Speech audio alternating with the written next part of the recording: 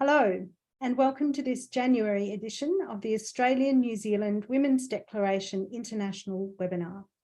My name is Janet Fraser, and I'm the convener of the Feminist Legal Clinic in Exile. I live and work on Darug and Gundungurra country. Wherever you're coming from this evening, we pay our respects to elders past, present, and emerging in Aboriginal and Torres Strait Islander nations across the continent and any First Nations women joining us tonight. This week we had Australia Day here in Australia, which we also call Invasion Day and Survival Day. We stand in solidarity with Aboriginal and Torres Strait Islander peoples, and particularly with First Nations women. This land always was and always will be sovereign country under the custodianship of First Nations peoples. And now to introduce our excellent panel. Rex Landy is apparently a professional nobody and TERF jester. Actually, she's a lot more, but that's what she said I had to say. Janet has been a gender-critical feminist activist for about 5 years. She helped start Speak Up for Women New Zealand and Women's Liberation Aotearoa. She is the New Zealand country contact for WDI. She is speaking as an individual in this webcast, as well as sharing some information as the New Zealand country contact for WDI. She will be speaking about New Zealand women's rights activism in the light of New Zealand's legislation, policy and practices over the last year. Fern Hickson is a retired teacher in New Zealand who helped set up Resist Gender Education. She is opposed to themes in the Ministry of Education, Relationship and Sexuality curriculum that teach children it is possible, easy and admirable to change sex. So welcome, most excellent panel from across the pond from me. And I would like to hand over to Rex. Dora, thank you so much for asking me to speak. And as I say, I'm a professional nobody. I've been at the gender coalface this is my 7th or 8th year now. Just in terms of seeing the deterioration and looking back at some of the media, as early as 2016, courts in the UK were taking children away or affirming, and in one rare case, a child was taken away from a Munchausen mum. But as you know, 2016, 2015, there were stories of, you know, this born in the wrong body, the framing, this, we were talking just quickly earlier before we started, but it's the many tentacle beast. There's been an onslaught through every strata of society. There's been legislative capture. You know, we have legislative capture here. It's near complete. We know we were fighting a rearguard action when we did the BDMRR, and that it's time to, you know, say something about it. People have been trying, but the atmosphere has been, you'll lose your job. We've watched women, we've seen, you know, men as well, but women mainly being targeted and hounded. So people haven't spoken up. And if not you, then when? And if not you, then who? It's a bit the little red hen, because 90% of the world knows. 90%, I'd say. There's 5% hardcore invested in this, in terms of the doctors and the professionals. This is by design. It's not a grassroots movement. It is not just some marginalised little battlers. You know, it's not people having to have bake sales and have raffles, you know, to have a rainbow conference somewhere. You know, these fuckers are going through our government money like it's water. They are being handed astronomical sums to groom the kids. They're being handed that the money trail will be obscene. I mean, I know that there's a YouTube video and it's Follow the Money, Pritzker money all the way, baby. And it's got this horrifying timeline at about 7 minutes in, but it's got receipts of Colonel Pritzker and all the money. The Denton's document, that's another, they're the lawyers in England who wrote the playbook of how to capture a country's legislature, how to capture the judges, how to capture. And it's a mix of lies a few soft sounding and love bombing, a lot of it. And I've determined, I asked nicely 7 years ago. I asked nicely and said, please don't, don't do that, or, stay out of our toilets and spaces, Gavin Hubbard. There's no way, not even if you squint, that is a man. And it's the false framing. That's what I wanted to speak to tonight, is the false starting points that I say, or we say, nobody's born in the wrong body. They say, you claim we don't exist. There's always this false framing and false starting point. Only women get pregnant. You want us all to die. Nothing could be further from the truth. And these are the emotional grenades that are thrown at us. Better a live son than a dead daughter, better the suicide threat, the emotional crippling of people who only want to help their children, and they're being hamstrung absolutely by this evil ideology. And I've tried. I write letters. I wrote about 150 letters last year. I email. I'm a prolific speaker. I do, and my letters are mocking and scornful, but they're also to mayors, councils, sports organisations, government departments and ministers, because it's free to write to your minister in New Zealand. You can just put, Calvin Davis, care of the Beehive, Wellington. So I write. I've had about 7 or 8 responses. One of them was a media council having to climb down from their opinions when I challenged just the opinions, because they're putting forward this gender Jeebus bullshit as if it's real in fact, when it's actually a medical cult. I really believe it's a medical cult. And the false framing, it's definitely a cult, because you're not allowed to speak out about it, and if you do, you get vilified. So I decided shock tactics and scorn and mockery is the way forward. So I walk around like this with this T-shirt on. I go shopping, I go to town, I go everywhere except places where it's not appropriate. Not many, believe me, there's not many, because I'm the sort of person that just wants to rip the plaster off this, because it's a festering sore and we've been silenced. The realists, the women, people fighting this, we've been silenced. So I've determined that for me, I'm a TERF jester, and the way forward is scorn and mockery. I still do my letter writing. I still try and hold the powerful to account. I'm not actually allowed to submit anymore to New Zealand's Parliament in person. I write submissions on all the bills that they put forward, most of them. I write to them and I tick, yes, please, I'd like to submit in person. But ever since I told Deb Russell off for her broken ass when she said she had a sore back, ever since then I haven't been allowed to submit. I've been once or twice more. I've only been allowed to make 3 now, no more. I've been kicked off the FYI website. That's a public website. Been suspended because I won't genuflect to the trannies. I won't call them nice things. You burnt all my empathy away when you came for the children. You burnt any skerrick of compassion I had for you away when you started telling lies about women, that they have penises and that men can get pregnant. And like I said, Confucius said, if names be not correct, then language is not in accordance with the truth of things. And you can call your Toyota a Bentley, but it's never going to be a luxury car. Repeating a lie doesn't make it true. And so that's my way forward. I make videos and mock and laugh at the movement, not at the people caught up in it, but definitely at the movement, but also some of the people. I mean, what does a 55-year-old panty-sniffing, pornography sick man have in common with a 14-year-old girl that's going through puberty? He has fucking zero in common with her. And yes, I will call that out.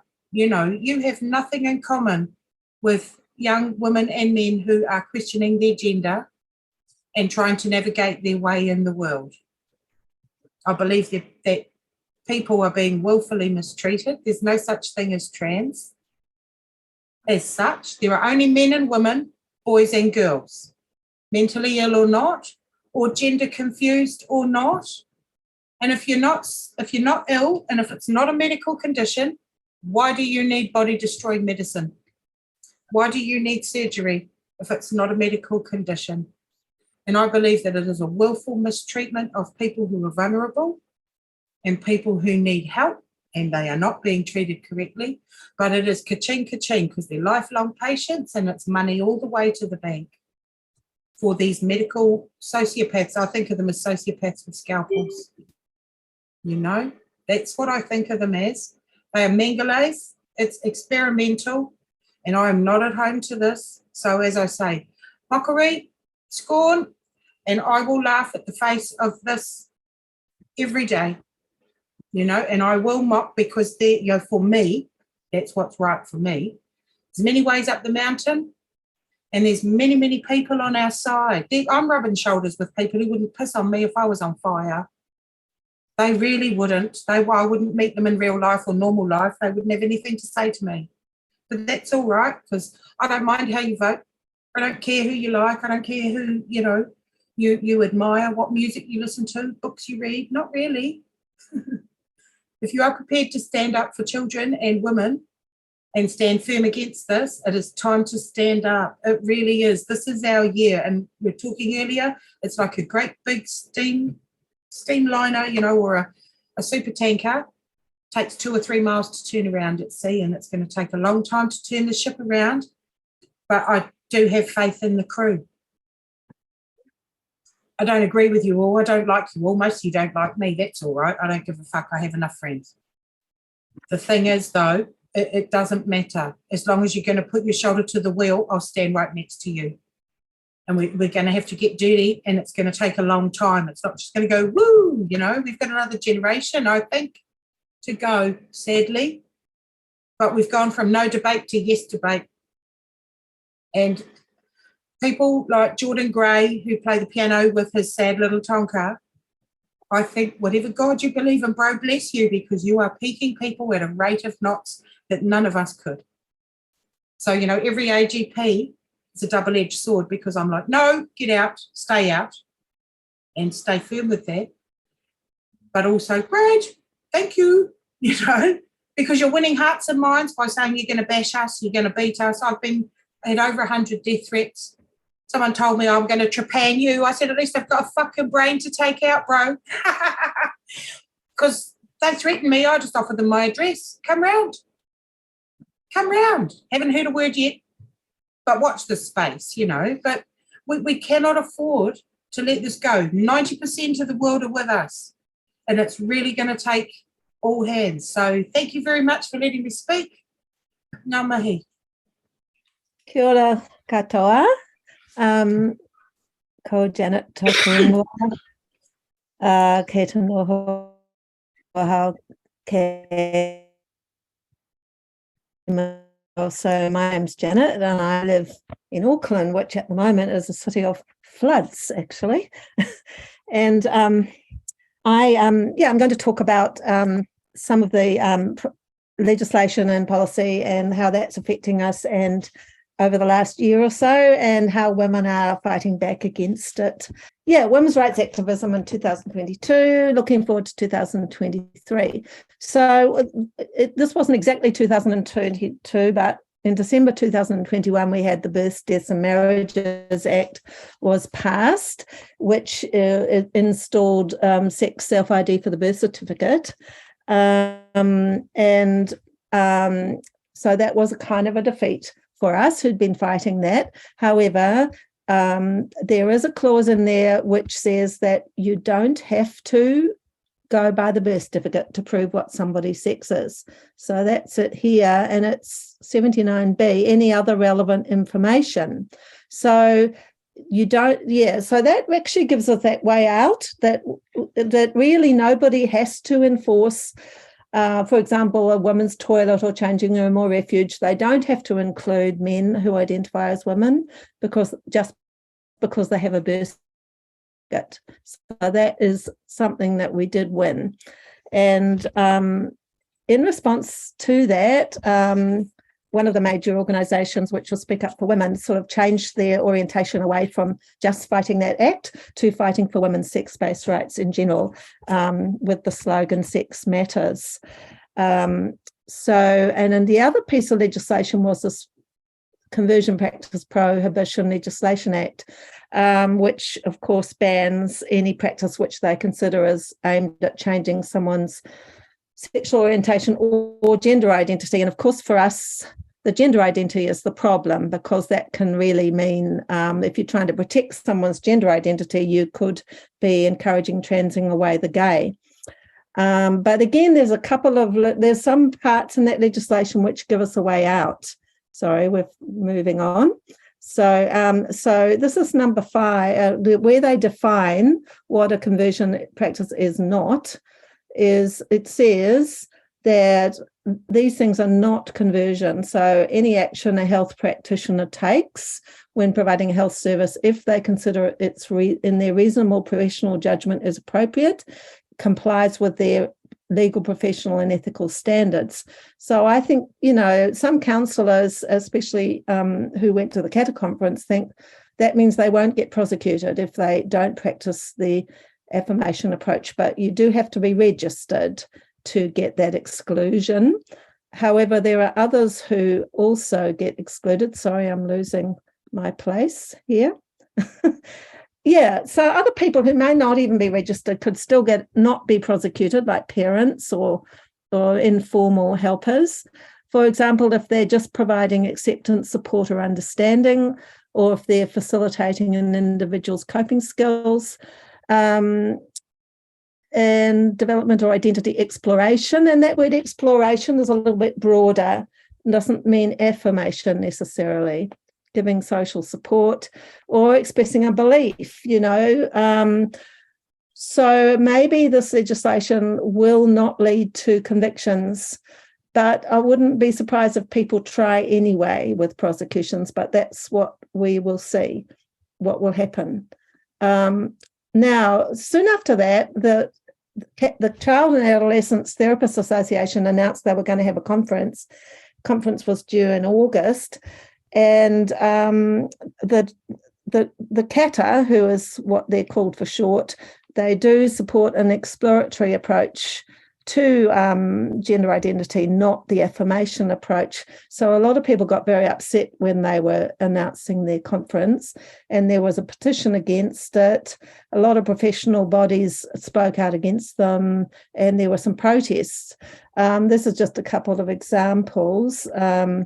This was the Psychological Society, who say that being transgender is not a psychological illness or disorder. And so anyone who says it is, it must be transphobic. And then you've got the New Zealand Association of Counsellors, who are also complaining that CATA seems to pathologise transgender people and support conversion. And then they actually threaten that if you are a counsellor yourself and you don't report another member who's being too exploratory, you could get into trouble with your organisation, or so they're actually threatening not only people who don't do affirmation, but people who don't report on people as well. So that went ahead. That conference, it was very successful, and I think that some people at that conference were quite optimistic that the legislation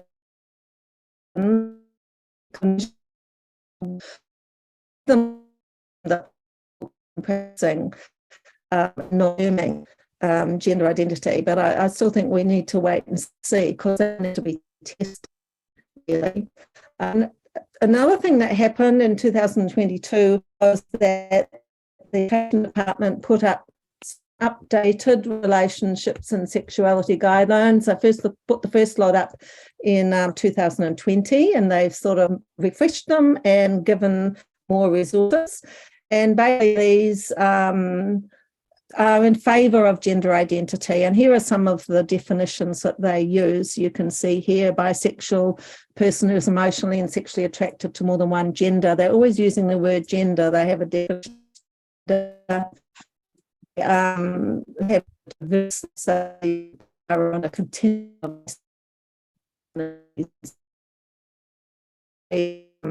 Politically correct gender views go. This is their definition of sexual orientation. It's all about gender, person's sexual identity in relation to the gender or genders. So that's the problem with these relationships and sexuality guidelines. And this is what they said about puberty blockers. This is for older children.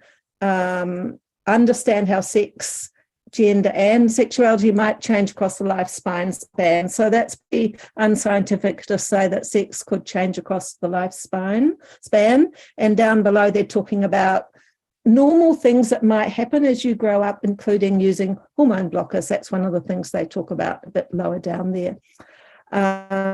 So that the resist gender education started up, I don't know exactly when.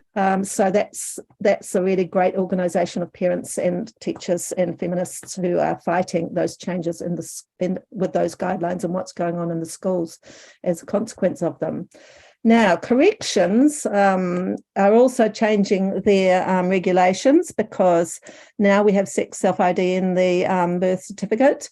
They can't really allow anybody with a birth certificate to go wherever they want, like a man with a birth certificate saying they're a female automatically going into a woman's prison. So they want to change it to give themselves more flexibility. However, their general policy has not been something that reassures me that they really care about women. For example,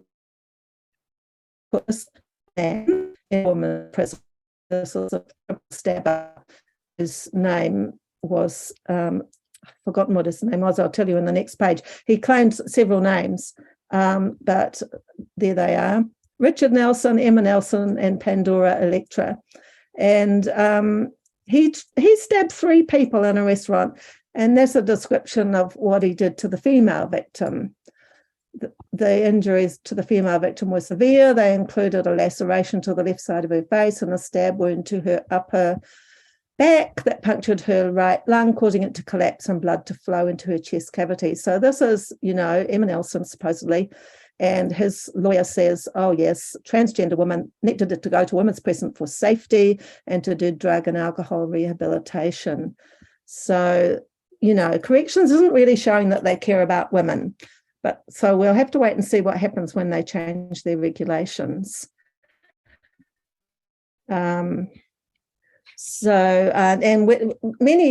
groups and individuals made submissions to those regulations, including Speak Up for Women and Women's Liberation Aotearoa, and I helped do the ones from Women's Liberation. So there is a section in the Human Rights Act which allows for sex-specific accommodation, which should apply to prisons. And also there is, this is what the United Nations says in its rules for prisoners.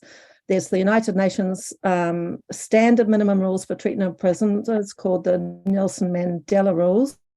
And there's also the United Nations rules for the treatment of women prisoners, which say that women have to be treated, with regard to their safety.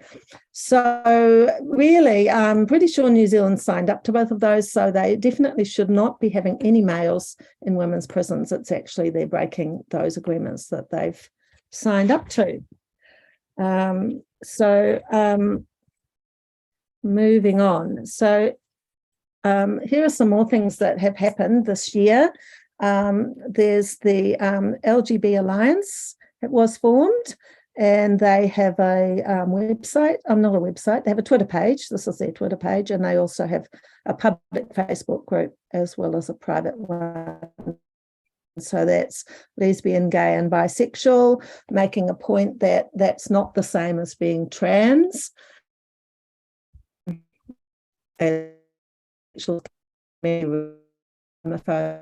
Aggressive.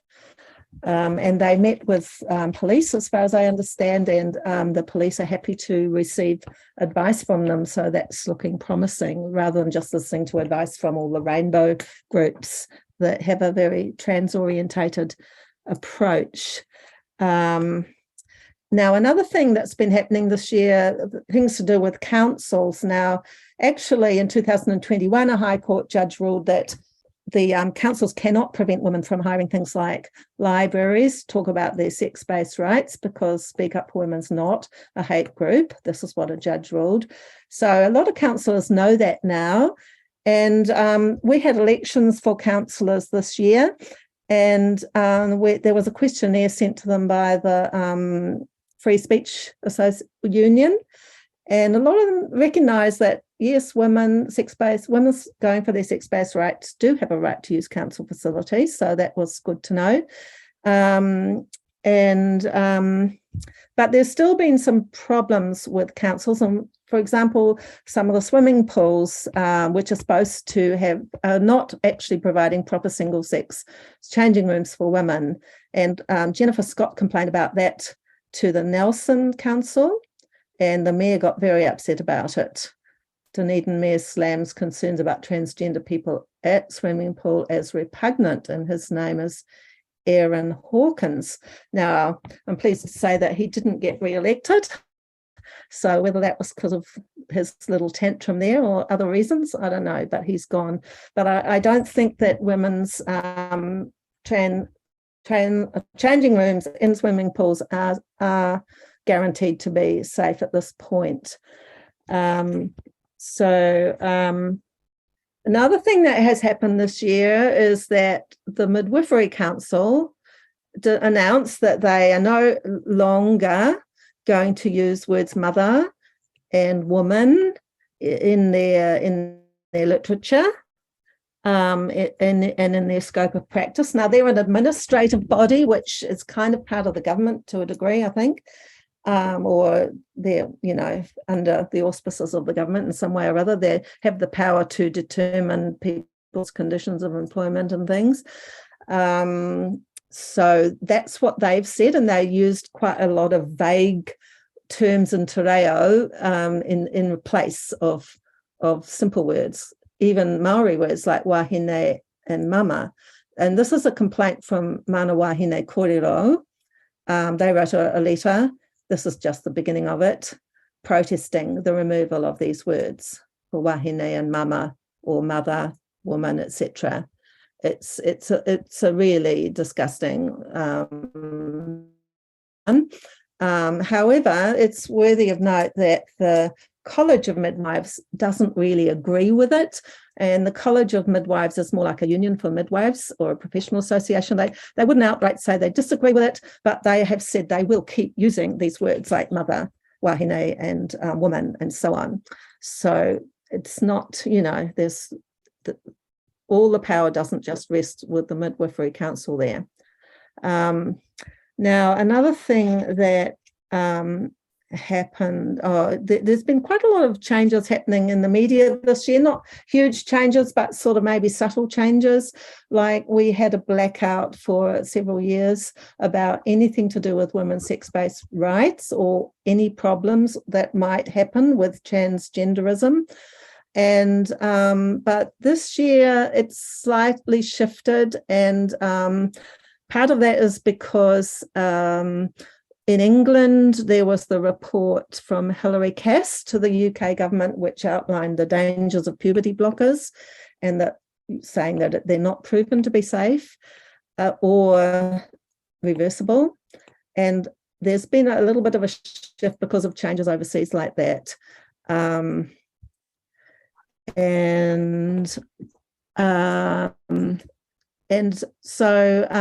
But nevertheless, the media is but some of the good things are Kathleen Stock was interviewed by Kim Hill on Radio New Zealand, and then later on the Ministry of Health actually changed its guidelines on its website and took away its advice that puberty blockers are safe and reversible. It removed it. But at the same time, they're still claiming to journalists that they are safe and reversible. So it's a bit of a contradiction there. So there's been a few complaints to the Media Council, and they're starting to get a tiny bit of success. And I know that a complaint she made in her talk. So this is one that I was involved with, a complaint, which was a report from News Hub about Jennifer Scott, who had a protest at the Ministry of Social Development office in Dunedin. She didn't like she was complaining about the posters there, which were recommending pronouns, and she was, complaining about the harm that is done to children through puberty blockers, and she was trespassed. Now, just that whole, these words here are not my words. These are the words that were used by News Hub. So this is the heading, which already kind of belittles the woman in a way, just saying that she's getting upset. And then there were complaints because they said that Jennifer's views were typical of views of anti-transgender people, so dismissing them and smearing her, really, for being anti-trans. Complaints were made, and so News Hub knew that they'd gone too far, so they took away that statement about anti-transgender people. And so this is what they wrote at the top here. This story was amended on November 2nd to remove a reference to false arguments used by anti-transgender people. Well, that wasn't enough. They'd said a whole lot of bullshit in their report, actually. And the fact they'd removed that statement and then had this ridiculous statement at the top wasn't good enough. And so we all proceeded, there were several of us women proceeded to complain to the Media Council. And one of the complaints that I made was about this statement here in red. And I said that that statement could be read to mean that the reason they removed it was because anti-transgender people were making false statements. So it didn't really explain that they removed what they said because they themselves were biased. And actually the Media Council did agree with me about that. And this was a complaint about corrections, and they said that News Hub did not correct their article sufficiently. However, there were a lot of other complaints about their absolute bias and throughout the whole article, including their claim that puberty blockers were safe and effective and reversible. So it was only a partial success. But I do think that, we don't want to look at that. I do think that even a partial success is like a little crack in the door that the light comes in. The Media Council is noticing that the media has just been saying whatever it wants, and it's warning them they have to be a bit more careful. So I still put that as a victory, even though lots of the complaints didn't get upheld. At least one of them did. Now,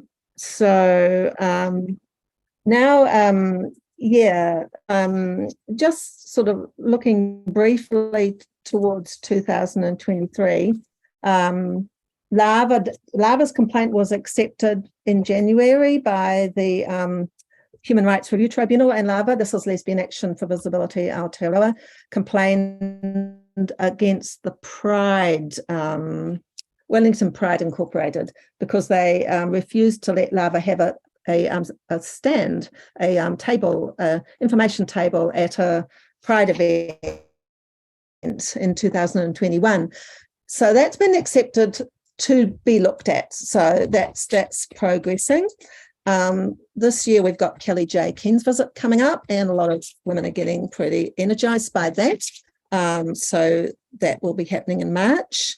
I think we do need to watch out for proposals to add gender to the Human Rights Act and to add it to human hate speech legislation. There's the Law Commission is looking into those things. So we just need to watch out that they might try to do that. Of course, the Women's Declaration International is against adding gender to any legislation. Statistics New Zealand are likely to make gender the default rather than sex in their statistics. There might be some surrogacy legislation looked at this year. Tamati Coffee certainly wants to get it in so that people using surrogates have more rights than the birthing mothers do to claim to be the parents. So he doesn't want them to have to go through the hassle of adopting this child that they're getting from the woman that they're using. So that's another thing to watch out for.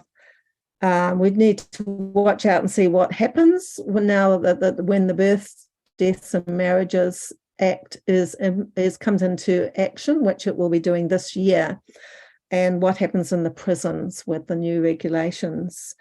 Watch out for any court cases that might happen through the conversion practices legislation. And of course, there's a general election coming up. And now that Jacinda Ardern has gone, that might change the landscape. Hard to know. There's no party in Parliament right now that supports women's sex-based rights. There is a new group putting up candidates so far called Workers Now, and they also support women's sex-based rights, so that might have some promise. And Women's Declaration New Zealand hopefully will put out a questionnaire to political candidates this year, similar to the one that the Australian women did in Women's Declaration, International Women did when they had just before their general election. So I'm hoping that we'll get one out to go around all the electoral candidates this year. So now I'm just going to this is a little summary. It's certainly not all of them, but here are some of the gender critical groups in New Zealand. Oops, we'll go back to there. So Speak Up for Women, Women's Liberation Aotearoa, Mana Wahine Kōrero, then there's Lava, Save Women's Sports Australasia, Resist Gender Education, LGB Alliance Aotearoa, some of the feminist older women lobbyists, Lesbian Rights Aotearoa, Women's Dignity, Fully Informed New Zealand, Women's Declaration International New Zealand. That's just some of them. And this is some links which I'll put into the chat. Like if you want to see a fuller report, I did send one to the website. So you can have a look at that on the website where you click onto New Zealand on the website. And you'll see the fuller report there for what happened over 2022. If you want to contact and want to help Women's Declaration International this year with any projects that we do, for example, the asking of the MPs or what their views are, or sending letters to them, sending submissions, that's just give an email to nz@womensdeclaration.org, and there's a Facebook page to have a look at. So I'll thank you very much, everyone, and ngā Hello, I'm Fern from Nelson in New Zealand. I'm a retired teacher, but I'm also a feminist from the 1970s. And so I first got involved when I realised that men were invading women's sports, and I couldn't believe my eyes. The more I looked, the more I couldn't believe my eyes. And as a teacher, I'm especially concerned with what's happening in schools, what children are being taught, and helped to set up Resist Gender Education last year and create the website. And that's where a lot of my focus is, although I fully support all the other things that are happening. This is a huge fight. It's multifaceted, and we all just need to pitch in however we can. So my talk tonight is about my win with the Media Council last year, and it's intended to encourage everyone to make use of our regulatory bodies.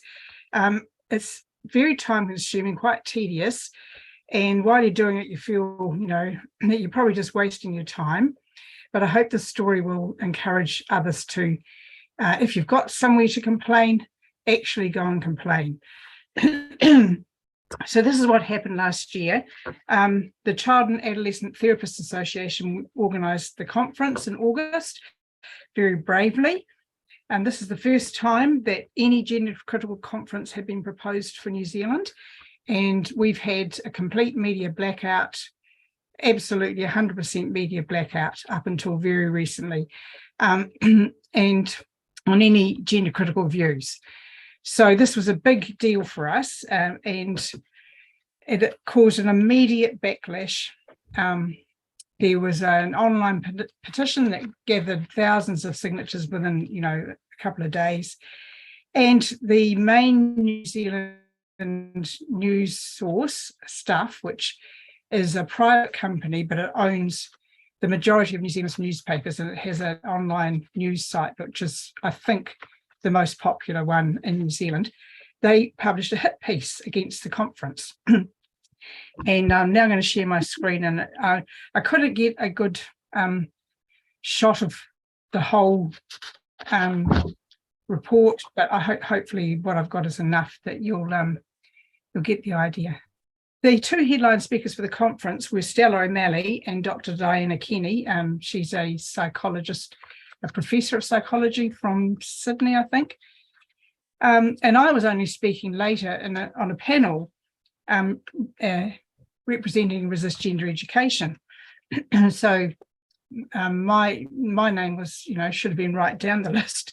But in this story, I was the only conference speaker who was named, and I was described as a detransitioner, which I think is terrible misgendering, and can't believe that they aren't ashamed of themselves for it.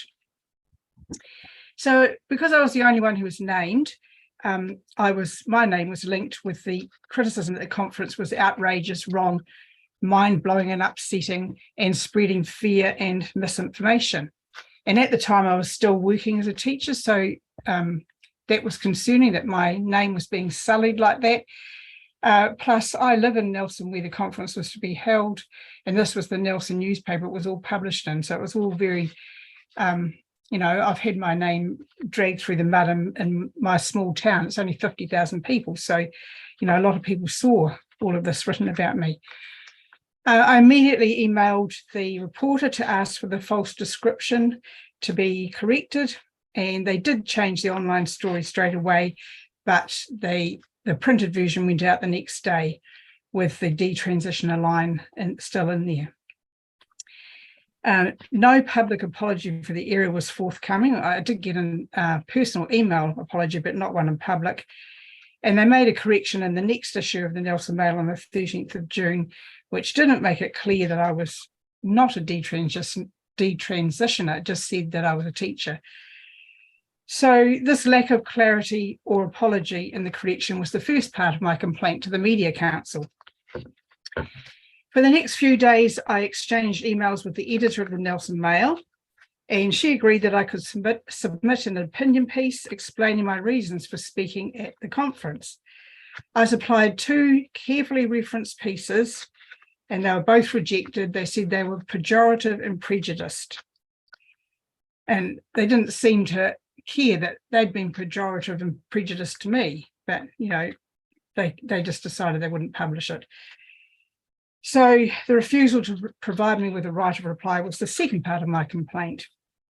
And the third part of my complaint was the lack of balance and accuracy in the article, as well as Stuff's long-standing biased reportage on transgender topics. So I did an audit of Stuff's coverage of transgender issues from January 2020 to June 2022. In that 30-month period, Stuff had reported at least 58 times from a transgender supportive perspective, and only once from a perspective that questioned transgender beliefs. None of the negative side effects of transitioning, lifelong medication, loss of sexual function, possible sterility were ever canvassed in any of Stuff's reportage. I sent my complaint to the Media Council on the 25th of July. It was 7 pages long and it had 5 supporting documents attached. It probably took me more than 20 hours of work to put it all together. And at the time, I wondered if it was all worth it, but my sense of justice and anger just kept me going. In the meantime, the conference went ahead very successfully, but it had to be held in a secret location and mainly by video, after personal threats were made to the conference organisers and someone threatened to burn down the original venue. In response to my complaint, so you send your complaint to the Media Council, then they send it to the media organisation you're complaining about, and Stuff replied saying, firstly, that they had apologised for misdescribing me as soon as was possible. Secondly, that they were under no obligation to print anything as a right of reply, and that they won't publish voices who deny the very existence of other New Zealanders in harmful and prejudicial ways. And so this here is taken from Stuff's response, what they sent to the Media Council. They also compared their position on transgender issues to their position on climate change. So they don't include comment from climate change deniers to provide balance in the newspaper. And similarly, they say they don't report the, quote, harmful views of people who don't believe homosexuality should exist at all. And both of these arguments are complete straw man arguments, because never once have I said that homosexuality should not exist or denied that there are transgender people. I don't think those things, and so therefore I couldn't possibly have said those things. They just made them up to make, paint a black picture, make me look terrible. So the New Zealand Media Council is funded by the media industry, and it has 14 members on its board. At the moment, they're senior journalists, representatives from publishers, independent consultants, public representatives, a retired judge, a university lecturer, and a lawyer. These are all senior professional people, and they're well connected throughout New Zealand society. I'm not sure how they get appointed. Probably there's an election process, but I'm not sure about that. So any complaints sent to them are considered by a subgroup of the 14, and in my case, there were 10 who considered the complaint. It took the council 4 months to publish their decision. I was told that my complaint had prompted long and detailed discussion between the council members, hence the delay. My complaint was only partially upheld, and for the first few days after receiving the ruling, I felt disappointed. But after thinking about it, I realised that the council ruling was actually as good as I could have hoped for. The council is not able to direct its members to do anything. It can only suggest or tell them they've done something wrong, but it can't actually make them do anything. So in this particular ruling, they can't tell them what to do, but they've given them a big nudge in the right direction. My complaint about the inadequate apology was upheld. The complaint about Stuff's refusal to publish my opinion piece was denied. Now I'm just finding this here. The complaint about Stuff's refusal to publish my opinion was denied. Because Stuff is a privately owned company, of course, they do have the right to make their own editorial decisions. The Media Council did note my claim of heavy bias in Stuff's reportage, but they said they didn't have the resources to investigate it. So they didn't deny the bias, they left that question open, so that was good. But finally, and most significantly, the council ruled that coverage of the debate about the treatment of gender dysphoria in children and climate change reportage is not the same. And this is what they said, quote, "This is a sensitive, complicated and important topic where there appears to be evolving scientific debate. The council rejects Stuff's argument that it is analogous to climate change. In the case of climate change, there is an overwhelming consensus of scientific opinion, whereas on the issue of childhood gender dysphoria, there seems to be a variety of genuinely held and differing opinions internationally." So that's a significant win.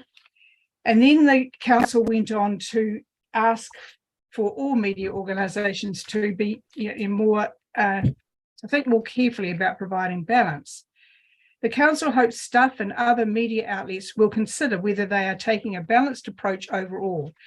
It is important that all reasonable views are allowed to be heard, given the seriousness of the matters under consideration. And the council trusts that Stuff and other media outlets will keep a watching brief on developments in this area and cover it in a balanced manner. So overall, it was worthwhile to make the complaint, because now we have 10 senior professionals who've debated the issue and come to the conclusion that transgender ideology is worth discussing, particularly in reference to children. And New Zealand news media have been put on notice to keep a watching brief on developments and cover it in a balanced manner. So I hope the success of this complaint will encourage others to keep pursuing similar complaints in all your regulatory bodies, and we'll keep going until our voices are finally heard. Thank you.